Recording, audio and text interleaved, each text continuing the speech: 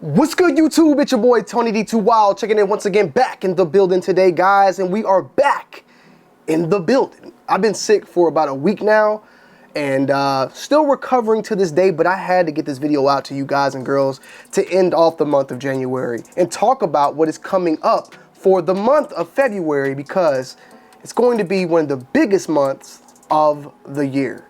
So without further ado, sit back, relax, enjoy the show, and let's break down the top sneaker releases of February in 2025. Coming in at number 10, guys, we have the KD4 Scoring Title. Now, these are set to release on February 14th for a retail price point of $130, and this one is definitely going to be a step ahead of the recent KD4 release, which was more of a newer colorway, or well, I won't say recent, but the recent I showed, my bad, the alternate MVP. This is actually a retro of a previous KD that released back in 2011 during the 2011 to 2012 series. The 2012 actually is when it's actually released, I believe, and that was of the KD Scoring Title, the year that he won the scoring title in the 2011-2012 season. Very popular colorway of the time. It's being brought back now. You may be seeing it more recent on this channel, and we're going to be seeing this shoe retro for a 2025 release. As you can see, scoring title February 14th, 2025, All-Star break. So All-Star weekend is setting to be a pretty big drop overall for Nike and Jordan brand as a whole.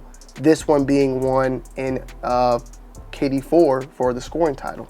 Next up, we have the Nike Air Diamond Turf signing day, and this is releasing on February 8th. This is the second release of the Diamond Turf. First was the Falcons, or the Atlanta version, that sold out very fast. This one, I think it might still do fairly well. Now, this one is paying tribute to the outfit that Deion Sanders was wearing on his draft day, and I actually posted another picture on Twitter about this, showing another fit, which was not the day of his actual draft, but it was a similar type of day overall. I'll show it to you right here. This picture right here kind of matched a lot of this particular shoe, if you can see. But if you actually look up Deion Sanders, like the draft day, it also looks very close. It just has a little bit more, you know, white, but black and gold as well. So fits the overall concept of the shoe. I like the storytelling of it, and I think it works fairly well. 160 February 8th. 1989 was a busy year for Deion, of course, and that's when he did the Falcons, and then later on, you know, he would play MLB as well. And this was a big time shoe overall. It also matches the Colorado Buffaloes in the aspect of the black and gold as well. So it's pretty dope. You Gotta Believe is on the back, one of his overall sayings, as he's been saying for quite some time, even as a head coach, and it's all in the black. I like the overall concept, the overall colorway, very simple, very clean, and I think that these will probably do well. Like, this is a newer colorway, but I think the story behind it, and I think the colorway itself is pretty clean, and the leather quality looks really well as well. So February 8th, 160 is on this one right here, and be on the lookout for this one, because I think it's gonna be fairly nice. And then we have, of course, the Kobe 9 Elite Protor Masterpiece, which is making its debut, or I wouldn't say debut, but it's re-release of the debut model of the Elite in the Masterpiece colorway. Now, these came out, I want to say 2013. 2013, they unveiled the Kobe 9 Elite, and then it was later on released, though, in the season of the spring season in 2014 in this colorway, this Flynet, the multicolored Flynet colorway of the overall Kobe 9 Elite Masterpiece. This is coming in adult and GS sizes, so I think this is the first time we've seen the GS sizes in the 9 as a Protor, and 240 and 140. Now, these things sell out still to this day. I definitely believe these are going to hoopers more than casual wearers. That's how the 9s have been for a minute. You know, we've all tried, I've tried. They're not the best when it comes to wearing them with pants, with shorts. They're not bad though. Like, you can rock them like summertime shorts, but it's a balling shoe. Like, that's just what it is at the end of the day. Overall though, I think it's still a good looking shoe, and it's a great balling shoe as is as well. So I definitely think this is the opportunity for people out there to get their hands on a pair of Kobe's if they have not, specifically this a 9 Elite. It being an Elite as well, I think this is a really good opportunity to get some great basketball sneakers and a piece of history in the Kobe line as well. 240, it's kind of up there, but you definitely are getting the technology out of the 240 compared to 250 for the Jordan 185 high that's about to release. That's a 40-year-old technology shoe. We have the triple black Foamposite that's set to release on February 1st. The retail price point on these are gonna be at $240 as well. And we've seen some of these, I think, samples or something like that earlier in 2024. They are now officially releasing in 2025. Very similar to a pair that actually dropped a couple of years back as the carbon fiber pair, which I think, 2014, a carbon fiber pair that had released a while back. But just like the Foamposites, I think that these will do well. There was a pair of triple black foams that dropped not that while back. They do fairly well for the most part when it comes to foams and Foamposites of a triple black type of overall colorway. Can't really go wrong with it. I already got my Green Goblin, so I'm kind of good. Even though these are different colors, I'm kind of good on this, but I do think that if I didn't get that, I would probably grab these as well. I think that the overall demand and hype around Foamposites is still there. It's only been really one release, and then we got the clogs that have come along with it. I definitely think that these will do very, very good. Now, with each and every shoe we already had on this list, I think they are all dope overall shoes, and I think that they are all well respected and should perform fairly well. But this is a big time list, specifically as we keep going up and up to the point that, like, I'm gonna just ask a quick question to ChatGPT, right? If I was to buy all the shoes on this list based off retail, what is the final sum amount? So the 10 shoes that we got on this list right now that you'll end up seeing at the end, right? If we were to buy every single one, and we're only at 7 right now, right? We're gonna spend $1,975. Yeah, I don't think everybody's gonna do that. With that said though, real nice shoe, clean. I think it's dope. Somebody's gonna like it, somebody's gonna love it. And yeah, I think these will probably potentially sell out. Next up, we have the Kobe 6 Protor AllStar 2.0. Now we did just talk about another Kobe. This is another Kobe now that we got coming out. This is during All-Star weekend or the All-Star break. February 13th, the retail price point is $190. It looks a lot, well, I mean, it's a Kobe 6. I was gonna say it looks like the Grinch, but white, but no. It has scales, of course, going through it. And this one is all decked out in an all white upper. You have on the one panel here, though, featuring the stars itself. So this is the latest line, the Kobe 6 All-Star colorways, but far from the first. This during the model's original run in 2010, 2011, the Mamba mint not 1 but 4 colorways, with the showcase giving the festivities took place in LA. He owed 3 of the looks to specific sections of California's metropolitan spread across Orange County, Hollywood, and East LA. The most accessible of the bunch was the Challenge Red, returning to shelves in 2021 as one of the model's first Protor releases. Forgive me having to go to eBay, but this is just a picture of the Challenger Red if you wanted to see what we were talking about. So this was the All-Star sneaker for Kobe back then, and then based upon what we're seeing now is the 2.0 version, and this one will be retailing at $190. I think still, like I stated before, it's gonna sell. I think Kobe's are still selling out. The resale on them is not like always been that much, about $220. Like if it's $190, you might be paying like $250 or something like that. It's not crazy resale, but that's good. Like I feel like a good balance. I know people are gonna go crazy. I like the fact that Kobe's are still highly sought after. It's one of my favorite. He is my favorite player, you know. So I got major love for Kobe, and I like this actual pair. So this might be something I might pick up. It's an all white. It has that. It's not even all white. It's more of an off white, an egg white, if you ask me. And I kind of like the colorway overall. It's nothing crazy or special, but it is slightly different. So this one may make the collection, but as I stated before, we already got a lot of stuff that we got to spend money on, and we're about to start talking about those particular shoes coming up next. First one we got, of course, is the Jordan 1 Black Toe Reimagined. Now, we know these were originally supposed to be releasing back in October of 2024. They got pushed back. I think this is going to end up being a constellation prize for the people that are not going to get the 85 highs. And I'm not saying that at all in disrespect. I'm just saying, obviously, there's going to be a lot of people that are going to miss out.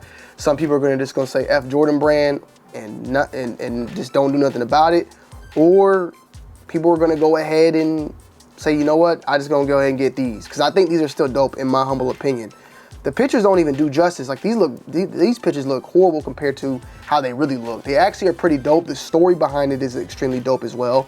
Here's an actual pair of a game worn. You see what I'm saying? Like these are the actual joints, bro. Like that's the actual signature also that's featured on. Was it featured on the outside? Yeah, I'm tripping it. Yeah, I'm forgetting that there's no flap. So this is the actual pair that, because on the actual shoe itself, it has this writing on there. And I knew the story, but now I actually see the actual game worn shoe itself. That was pretty dope. This is also the shoe that was used in the promotional material for the Jordan 1. And then of course we later on got the actual winged logo on here. So go check out the actual review. We did a full-on in-depth review on there. My very best Michael Jordan by my very best to brother love always Michael Jordan number 23. That touch alludes to a game worn pair gifted to Jordan's close friend David Bridgers, gifted an original Air Jordan after the Bulls game in his Airness rookie year, pictured below. So go check that out. The full-on in-depth review on this is here. I think it's an overall dope shoe, man, that people are gonna sleep on, and some people say that it had the wing logo on it, people would buy it. Like, I think that's cap. I call cap on that. People were trying to, because people are, I don't know, maybe some of y'all feel like that, but I feel like when I'm looking at this, like this is as real as you can get to like an OG black toe. But to each his own. I mean, if you don't like it, it's cool. That's fine. Then we got another Reimagined, of course, and that is the Jordan 5 Black Reimagined, Black Metallic Reimagined, set to release on February 8th. The retail price point on this one, I think, is $210. Of course, the review on this is live as well. This is, of course, a little bit of a spin on the metallics, but it's very close to the original. One of the main differences is the back portion is not embroidered, but 3M print, 3M, I wouldn't say stamped, because it's a material, it's not print. It's an actual like material that has actual texture to it, that is 3M. The laces, of course, are white, but they do come with the black laces as well. But it does try to reminisce of Jordan when he actually was wearing the 5s back then, which were wearing with black lace or with white laces. So Jordan actually wore the shoes a lot like as we see it here. So they're trying to, you know, reimagine, I guess, kind of reimagine, but also kind of bring it back to the OG. It's kind of like a little bit of a twist. But I do like these a lot. This is definitely one that's being added to the collection. The full and in-depth review on this one is live. Go and check it out because it's there for you to see. I think this shoe's gonna perform very, very well.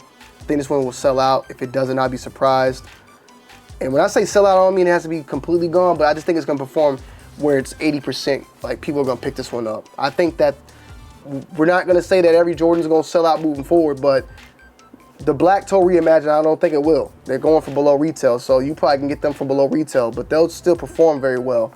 But yeah, with that said, I think these will do really well, and I like them. I think people are gonna go after them. Then we got the Nike SB Dunk Low BHM, which is touching a history of black cowboys. Now, this colorway is dope overall, and I've been a very big time critic of Black History Month sneakers coming from Nike when they do the African tribal colors and all this and that. And I get it, we come from Africa, but we are American. And I think that Black History Month doesn't necessarily have to go that far back. We can kind of have history on us African Americans.